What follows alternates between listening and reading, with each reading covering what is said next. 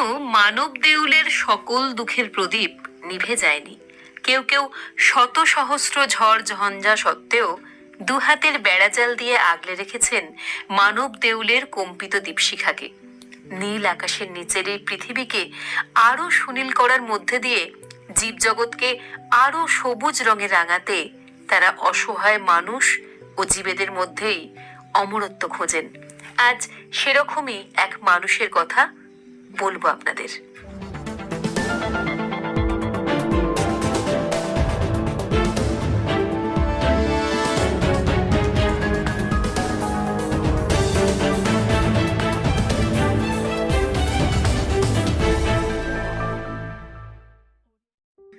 শ্রী শ্রী মার ১৭২তম জন্মদিন উপলক্ষে বাগনান থানার নাওপালায় ইটভাটা শ্রমিক পরিবারগুলির প্রায় ১৫০ জন শিশু ও তাদের বাবা মায়ের মুখে অন্নভোগ তুলে দিলেন কলকাতার বেহালার বাসিন্দা খোকন দেবনাথ।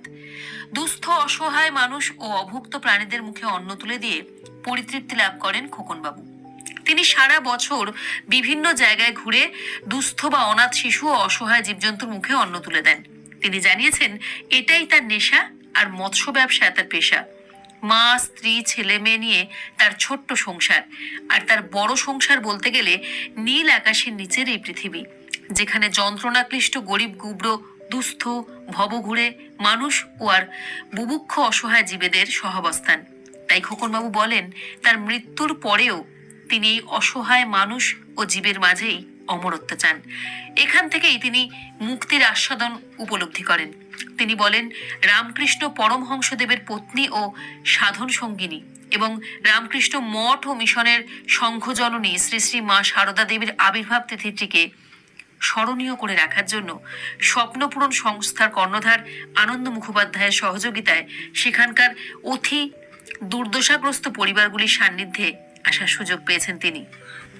সমাজের প্রতিটি মানুষ যদি তাদের চারপাশের যন্ত্রণাক্লিষ্ট জীবজগতের কথা একটু ভাবতেন, তাহলে বোধহয় পৃথিবীতে আর দানবকে মনুষ্যরূপে দেখা যেত না। আজকের প্রতিবেদন শেষ করব গানের একটি কলি দিয়ে। ঠাকুর কিছুটা খেলো না একদম, আপনি এটা খুব আনন্দ পান। এটা আনন্দ পাই মানে পাচ্ছি। খোকনদা প্রায়ই বেরিয়ে আসে, কোনো জায়গায় আমি দেখলে আমি এগিয়ে যায়। খোকনদা চিরকালই সেবামূলক মানুষ এবং বিভিন্ন জায়গায় এগিয়ে যান। আমরা মানুষ যদি সে না হয় মানুষ, দানব কখনো হয় না মানুষ। মানুষ যদি সে না হয় মানুষ, দানব কখনো হয় না মানুষ।